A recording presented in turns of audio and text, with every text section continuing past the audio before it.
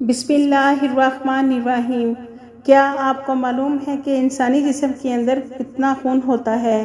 یہ تو سب جانتے ہیں کہ ہر انسان کے اندر دوڑنے والا خون کسی مخصوص بلڈ گروپ سے تعلق رکھتا ہے، اور یہ تو سب کو معلوم ہے کہ خون زندگی کے لیے کتنا ضروری ہے، جو جسمانی اعضاء تک غذائیت پہنچانے، آکسیجن کی فراہمی اور مختلف انفیکشن سے تحفظ دیتا ہے۔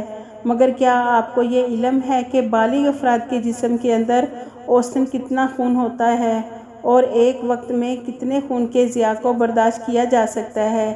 اگر نہیں تو جان لیں کہ اوسطاً ہر شخص کے جسم میں 1.2 سے 1.5 گیلن یا 4.5 سے 5.5 لیٹر خون ہوتا ہے۔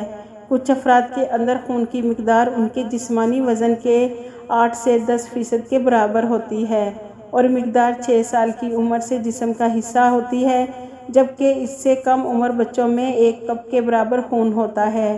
تو 4.5 سے 5.5 لیٹر خون میں سے کتنی خون کی کمی جان لیوا ثابت ہو سکتی ہے؟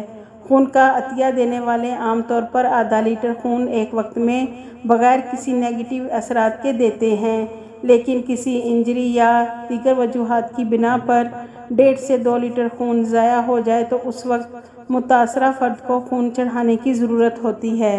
اگر خون کا ضیاع اس سے زیادہ ہو تو دل بلڈ پریشر کو برقرار رکھنے میں ناکام ہو جاتا ہے، جبکہ جسمانی رنگت زرد پڑ جاتی ہے۔